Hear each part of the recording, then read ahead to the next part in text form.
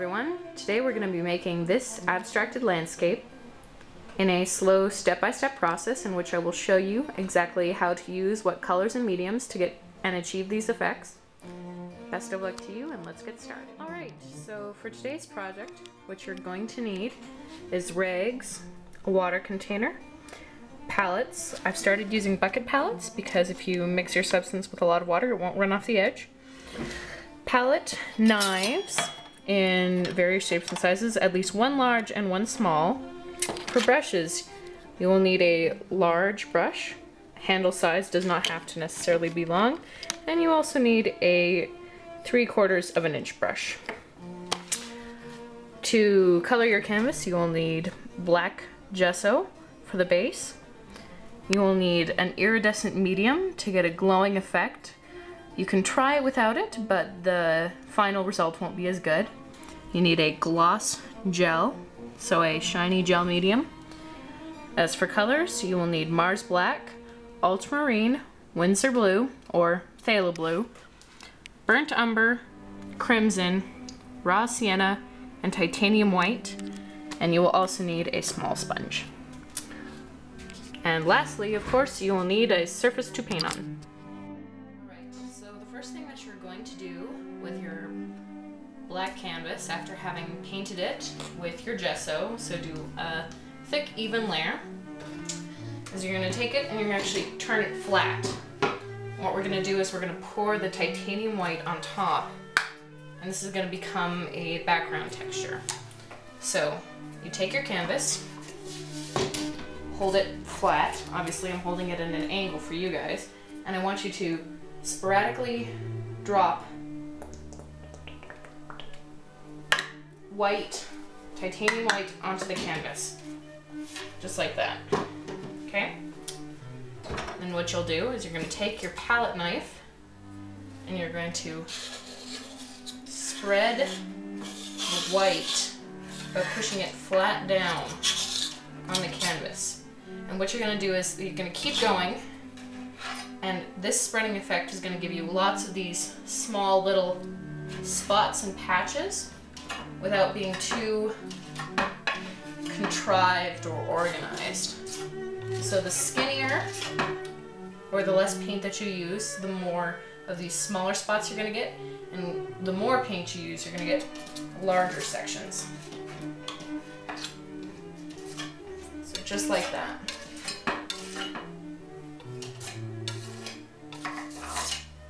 Try and spread it all over the canvas.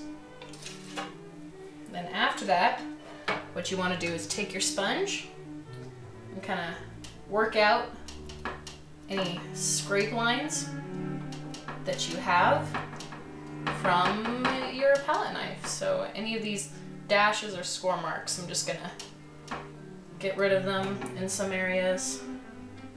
And if you'd like to, you can use your sponge to target specific places. Get a little bit more pattern on it. Okay, now that that's done, what you're going to do is you're going to leave it alone and you're going to let it dry. Now that our canvas has dried through, so the white paint is no longer wet, what we're going to do is we're going to separate the sky from the land. So we're going to create our nice light sky and our landmass. So what you want to do is take two colors. You're going to take your titanium white and pour a little bit of it into your palette. And then you're going to take your ultramarine and pour a little bit of that onto your palette. Taking your large brush, what you need to do is first dip it in your water so that it's nice and wet, and then just pulling a little bit of the color, you're going to make a very thin acrylic wash.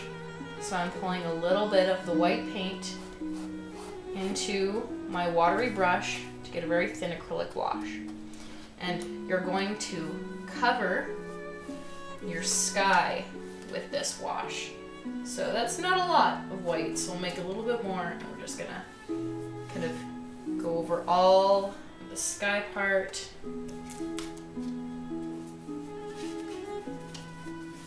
Making it nice and gray. But still leaving it thin enough that we can see through it and see all of the patterns that we made. So you want to go 2/3 down of your canvas. So 1/3, 2/3.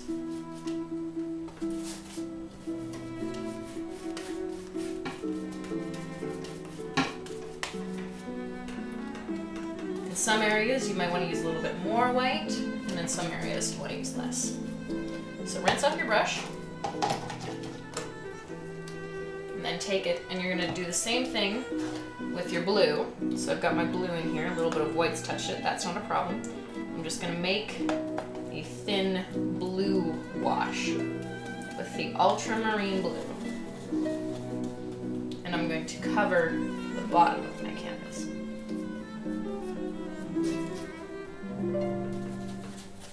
So I've separated my land from my sky.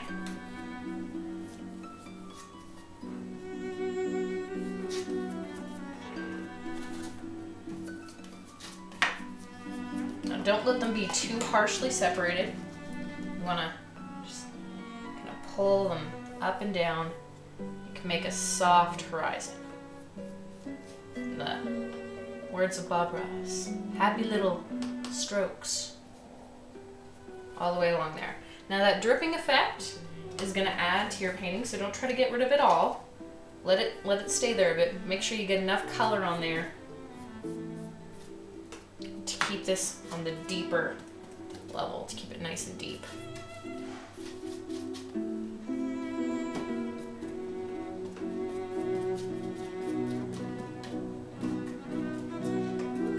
Okay, now we need to let this layer dry. If you want, it's a good time to go back to your white and have just a little bit of a hint of blue, and you can make some stroke marks that are pronounced.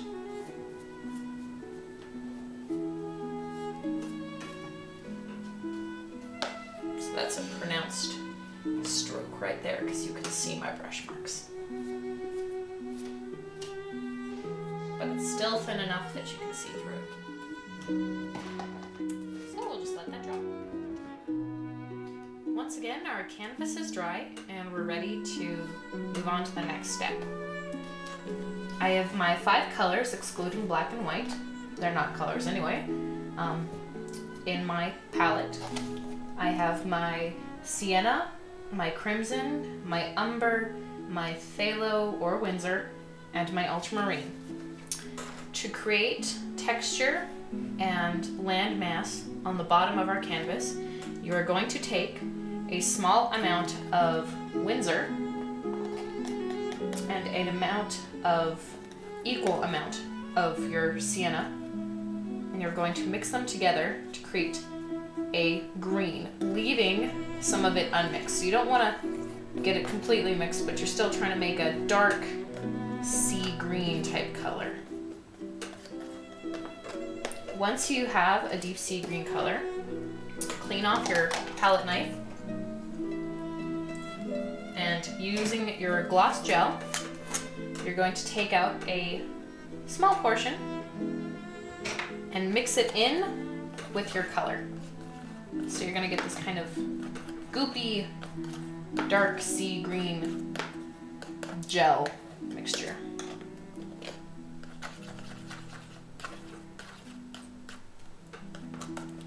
Once you have your mixture, you're going to create little square streaks, pulling them down on your canvas. So you kind of leave an edge at the top, and pull it down, just like that. Now the gloss is going to add some depth and some shine to your streaks, and you need to do this a decent amount to cover the majority of the bottom. So that's your sea green mixture. The next color you want to mix is a little bit of your red, crimson red, and a little bit of your umber to get a reddish brown color. And that you're just going to lay flat onto the Don't need any gel for this one. So we're just creating these textured streaks.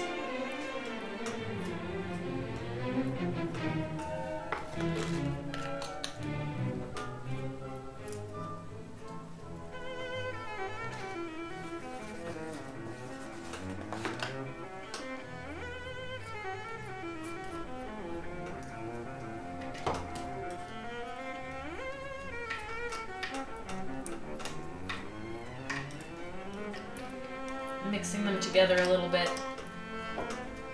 No brushwork.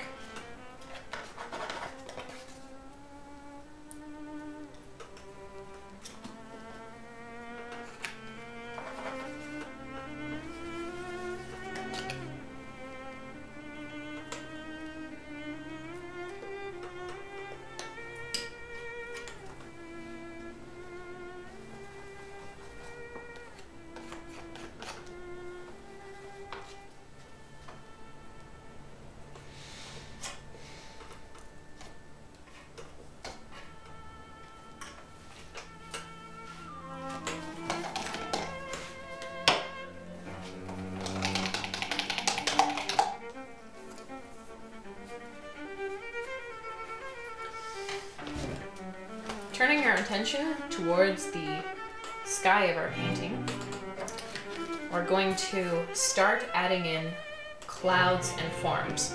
So using the same method that you did for the background wash, you're going to create your first wash layer. You want to use your ultramarine and your burnt umber to create a Payne's gray. So mixing them together, you're going to get this very rich, deep gray color. You're going to thin it out using lots of water. So I'm mixing lots of water into there. And you're going to create some cloud formations. So just kind of moving like that.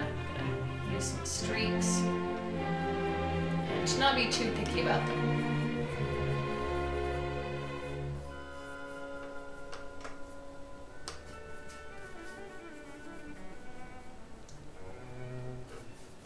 Bunching them up and together and making some forms.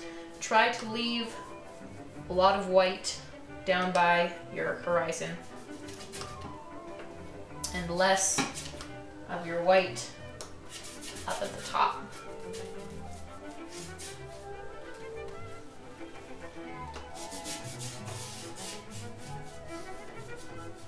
I'm using my 3/4 of an inch brush here.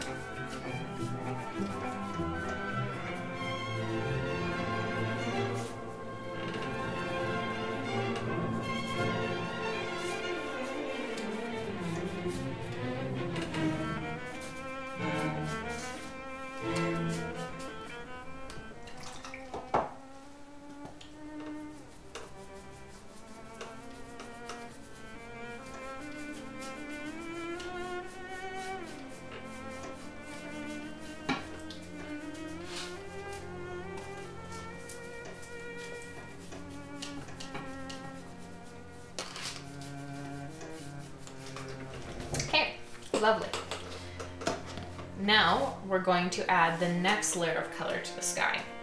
By taking your clean brush, you're going to dip it into your gloss gel, grab some gel, put it on your palette in a clean area. I don't have a clean area in this one, so I'm just going to use this palette here. The white's dry. So I've got my gel, and I'm going to add in a mixture of a little bit of crimson and a little bit of phthalo / Windsor blue to make a deep purple. Kind of a very plum color. I'm going to mix that in with my gel. Now my gel is going to thin that out significantly, but because it's gel, even though it's very thin, it won't run. When you mix acrylic with a lot of water, it thins it out, but it runs all over. When you use gel to thin, you thin your color, but it stays. See, it's not very thick, and it's gonna dry even clearer, but that hold is very strong. So build up the colors adding the purple to areas of your cloud, just with gentle strokes. So be very gentle with your brush. And you can add the purple as an extra layer. Now if you want darker areas, use more paint and less gel, and for thinner areas, use more gel, less paint. Pretty straightforward. Just deepen the deeps of your clouds and keep the areas that are light, nice and light and fluffy. Just like that.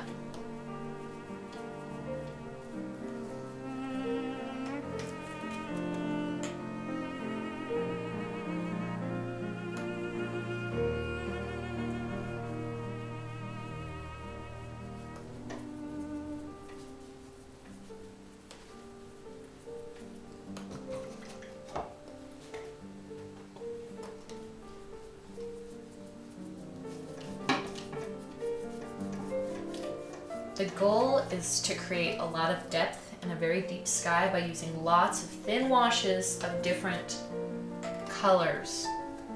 That's going to make this magical, misty scenery.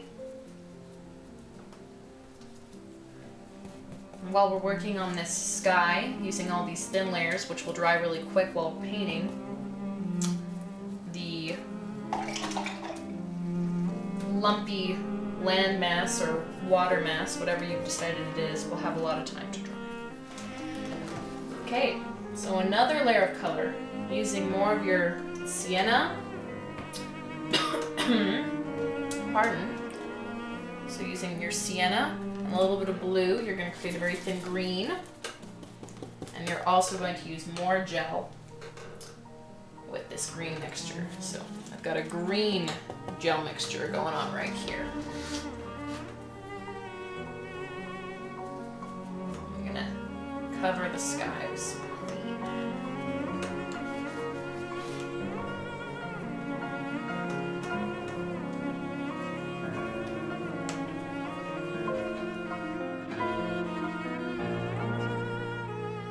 Now remember, the most important part is to keep going over your darks, to keep them dark. Now if you work into the gel that's already been laid while it's still wet, you're going to pull it back off and create light patches in your dark zones. So see this kind of dark purple zone? I'm going to pull with my brush, and because the gel underneath is still drying, it's going to come off.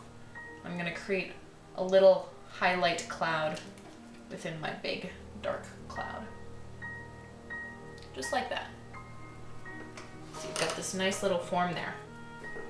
The point of this whole thing is that you keep it very loose, very organic. You don't try to structure anything. You don't make little cloud shapes. You keep them from being defined, and you just let the shapes do the talking. Now, this is where you're going to have to use your color sense if you have it. The goal is to keep mixing different layers of colors, and that's what I'm going to do here. I'm going to use layers of blue, layers of purples, layers of greens, and a little bit of yellows from my sienna. And try to use as many layers, mixing them with the gel. Because the thing about the gel, I'm just using straight Cello Windsor blue here, is that the gel is going to allow you to layer better, and it's going to make it look a lot deeper. So just with these strokes and these patches, adding color.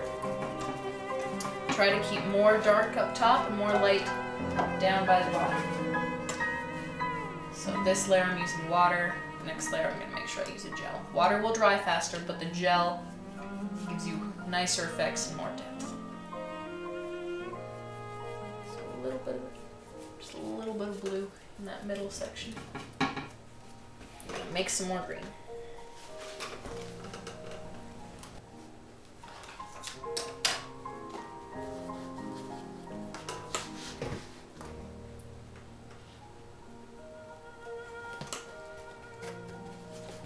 these side strokes that I'm doing,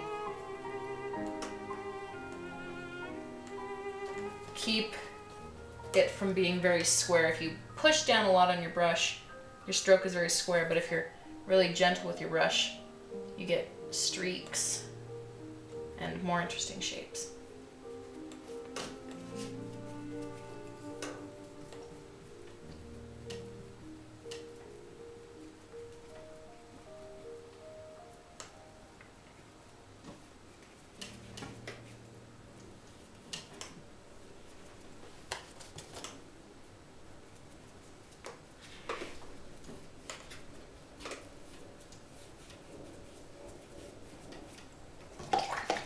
If you ever find yourself coming too close to the horizon and having too much dark there, what you want to do is just take your brush and just, using water, thin it out a lot. And whatever's left over is just going to drip down and disappear.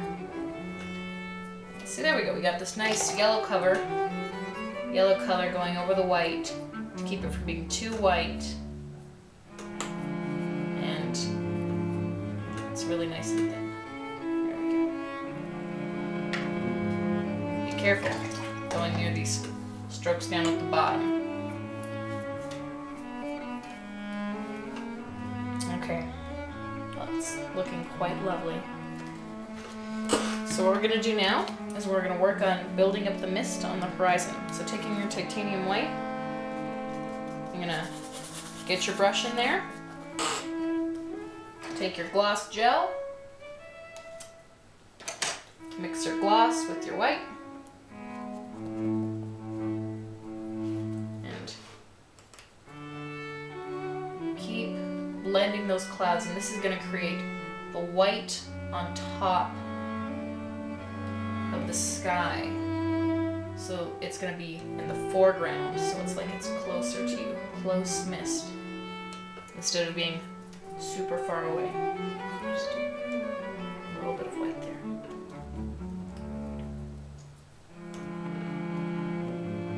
Wherever you need it, you can add more. So you can be over here to create a really, really strong.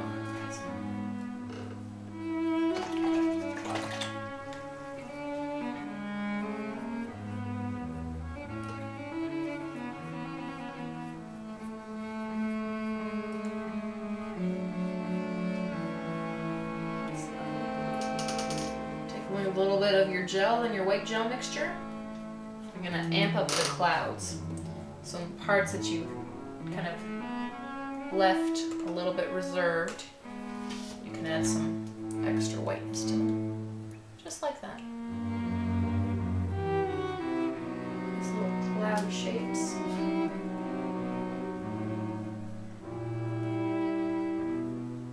Keeping them light.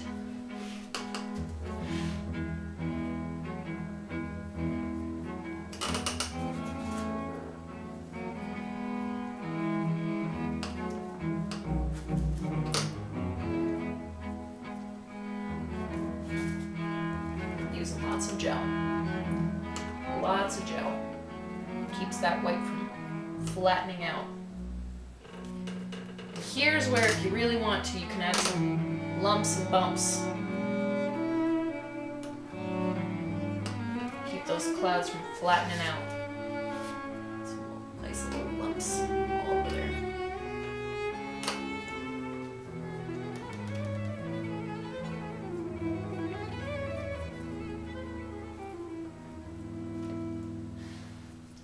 Perfect. Ignore my squeaky chair.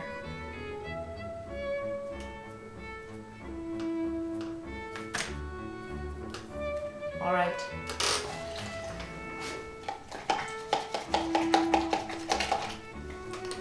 Now we're going to move on to using our iridescent medium.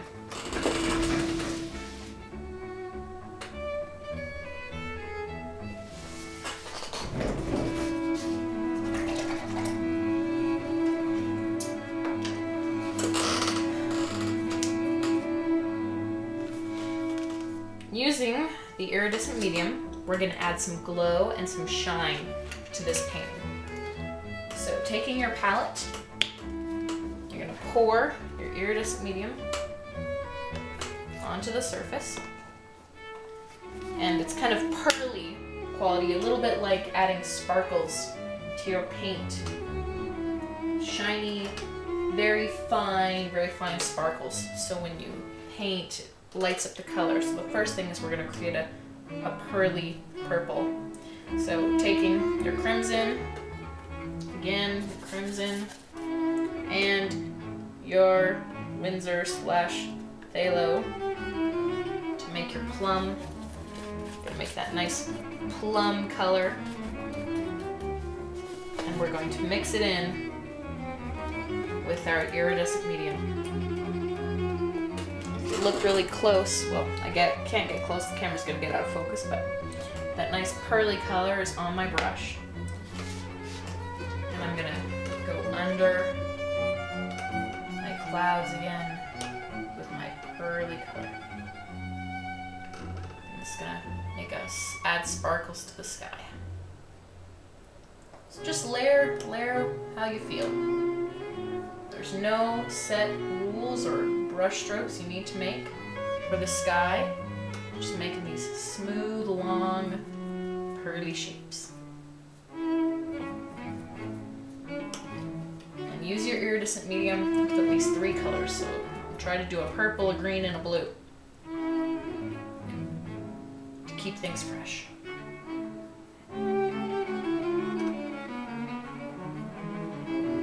Never let your white stay perfectly white. It's really flat, so you want to add just a little bit of color to it wherever you go. Clean off your brush. We're officially in the home stretch of the painting. As you can see, I used my pearly iridescent medium mixed with colors that I had on hand to make my purple, greens, and slightly lighter colors, just using my sienna to have a full sky. Now the last thing that we do is we go over the sky using a mixture of gel medium and a Payne's gray. So using a little bit of ultramarine and a little bit of burnt umber, you create your Payne's gray. As you can see, I've mixed my Payne's gray with a large volume of gel medium. So use a lot of gel to create this very thin Payne's gray gel mixture. And what you do is you just use a palette knife to drag it down over top of your painting to create the final shapes. And similar to the method that we used at the very beginning of the painting, the scraping of the gel is going to create these patterns and streaks that are spontaneous but really add volumes to your sky. So you just throw it on and then you scrape it off. Throw it on, scrape it off. Until you're happy. So I already did a couple streaks on this one, so I'm fairly satisfied. The nice thing about it is it catches in the grooves of the textures that you've already laid down and makes it dark in the right places and light in the right places all on its own. So then you take your 3/4 of an inch brush, you soften it wherever you feel like it needs just a hint of softening, and you darken it where you feel like it needs just a hint of darkening, putting that gel medium on your brush instead of using the knife. Just adding hints and changes where you want them. Your final touches, so to speak. Now we get back to the bottom of our painting. Using your Winsor or your Cello with your burnt umber. Mix a dark blue-brown mixture. It's going to be a slightly different hue than the ultramarine was. And you're going to use that to lightly go over all of the pale spots on the lower part of your canvas. So you can make that into a thin wash if you need to. And just go over those spots. And it preserves the texture by being a wash. It's still thin, but it keeps the bottom from having too many light pieces. And so then just using a thin wash, cover that little bit, and it looks like waves just kind of cresting, or hills that have sunlight on them. Just covering that little part there. And the Windsor, or the phthalo, is what gives it that greenish tinge instead of that grayish tinge, which is why we use green and brown instead of gray and brown. Sorry, why we use ultramarine for the sky and Windsor for the ground. There we go. Perfect. Okay. That is your finished and completed abstracted landscape. If you desire, like me, what I do is I add a vignette to it as though I'm looking through a window.